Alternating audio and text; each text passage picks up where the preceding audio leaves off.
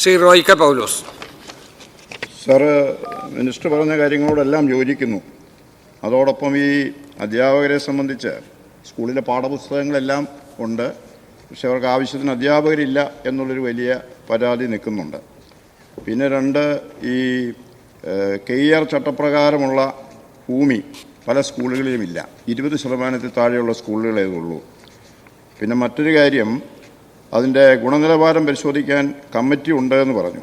ആ കമ്മിറ്റികളുടെ പ്രവർത്തനം ഒന്ന് പരിശോധിക്കണം എന്നൊരു അഭ്യർത്ഥനയുണ്ട്.